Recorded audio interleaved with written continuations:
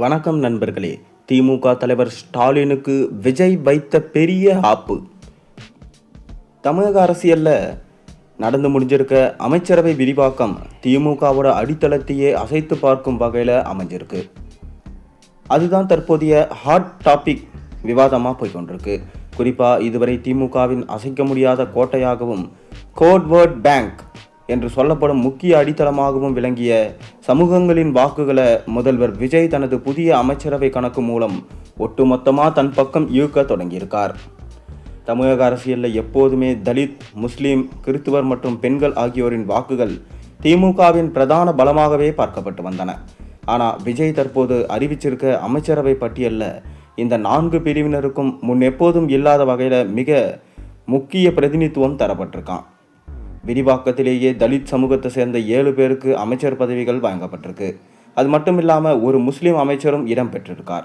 கிறிஸ்துவ சமூகத்தினருக்கும் விஜய் காரணமான தகுந்த முக்கியத்துவம் அளிக்கப்பட்டிருக்கு. முடிவுகளை தீர்மானிப்பதில் பெண்கள் பங்கு ரொம்பவே முக்கியமானது.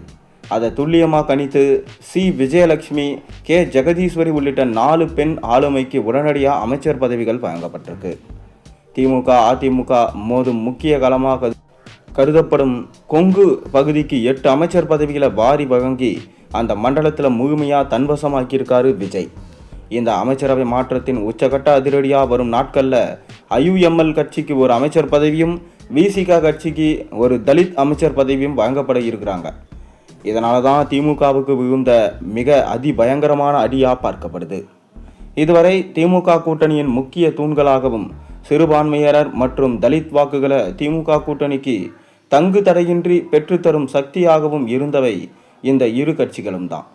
தற்போது இவர்களே விஜயின் அமைச்சரவையில் பங்கு கொள்ள முன் வந்திருக்கிறதுனால திமுகவின் வாக்கு வங்கி பிராந்திய வாரியாகவும் சமூக வாரியாகவும் மிக கடுமையாக பலவீனமடைந்ததாகவும் சூழல் உருவாயிருக்கு. திமுக தனித்து விடப்படும், தேமுதிக மட்டும் தற்போது திமுகவுடன் இருக்கு.